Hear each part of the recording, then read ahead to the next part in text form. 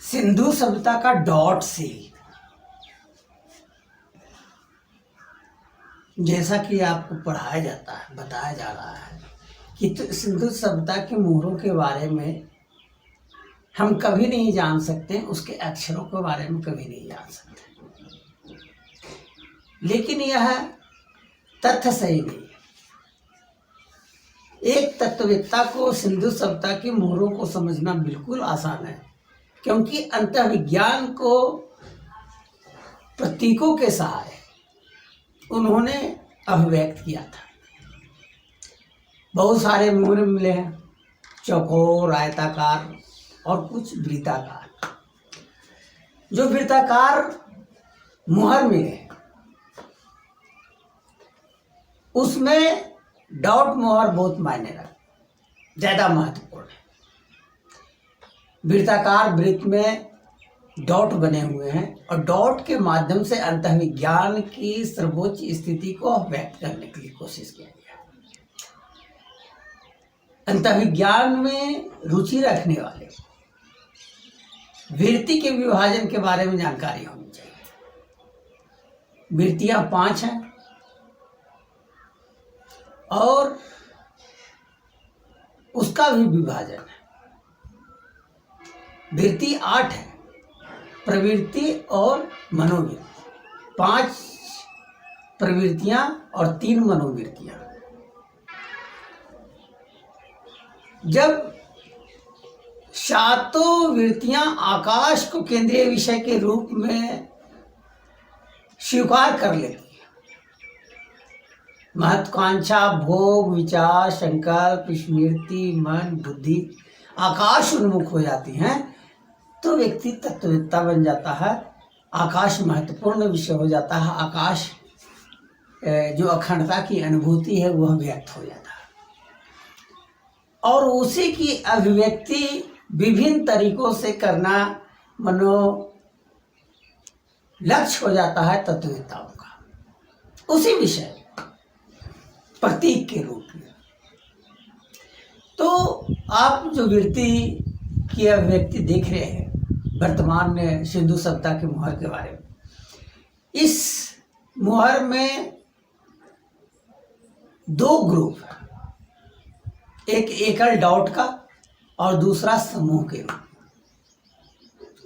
समूह के रूप में जो ग्रुप बनाए हुए हैं उसमें भी 2 ग्रुप, 3-3 डॉट का जो सम्मिलित एक रेखा बना हुआ है वह 3 की संख्या में, यानी वो तीनों का जो ग्रुप है वह मनोवृत्ति का प्रतीक है।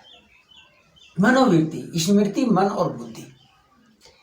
और 4 अन्य ग्रुप जो बने हुए हैं, 4 की संख्या में 3 डॉट को सम्मिलित करके वह प्रवृत्ति का परिचायक है। 4 और 5वां तो आकाश ही। तो आकाश केंद्रीय विषय है और उस चीज को इन्होंने डॉट के माध्यम से व्यक्त करने की कोशिश किया था। और यह उस समय तत्व ज्ञान सर्वोच्च स्थिति में था सिंधु सभ्यता के समय। उस पीरियड में जब सिंधु सभ्यता सर्वश्रेष्ठ काल से गुजर रहा था, उसकी अभिव्यक्ति सर्वश्रेष्ठ पीरियड से गुजर रही थी। इन 3 के समूह के डॉट के अलावा 4 अलग अलग डॉट है। एक उसमें पहला और दूसरा डॉट कुछ नजदीक है, उससे कुछ दूर तीसरा डॉट है और तीसरा से कुछ दूर चौथा डॉट है। इस तरह की जो अभिव्यक्ति है वह सर्वोच्च मनोवृत्ति को दर्शाता है। स्मृति, मन और बुद्धि और चौथा आकाश।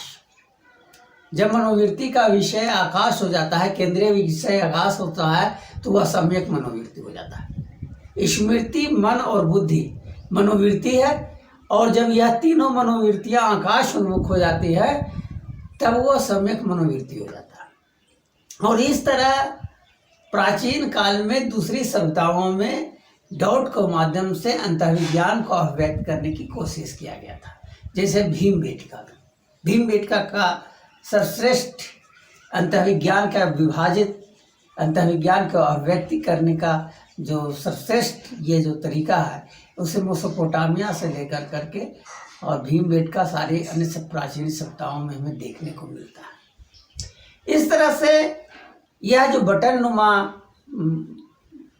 जो शील है इसमें केवल डाउट का माध्यम इस्तेमाल किया गया था। आखिर सोचिए कि क्यों इतनी बारीकी के साथ इसको व्यक्त किया गया था। क्या सौंदर्य के दृष्टिकोण से? सिंधु सभ्यता की मोहरें और आकृतियां सौंदर्य की अभिव्यक्ति नहीं है। सौंदर्यता के साथ मूलतः जो अभिव्यक्ति है वह अंतर्विज्ञान की अभिव्यक्ति है। तो अंतर्विज्ञान को अगर समझना है, उसके सिद्धांतों को समझना है, तो सिंधु सभ्यता की ये मुहर काफ़ी कारगर है।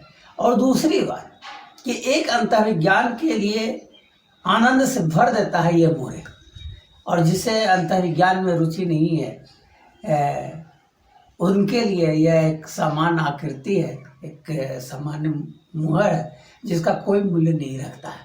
लेकिन एक अंतर्विज्ञानी के लिए, एक तत्ववेत्ता के लिए, एक आध्यात्मिक पुरुष के लिए सबसे ज़्यादा महत्वपूर्ण ये मुहर है, क्योंकि यह बड़ी प्रधानता के साथ अंतर्विज्ञान को अभिव्यक्त करने में सक्षम है।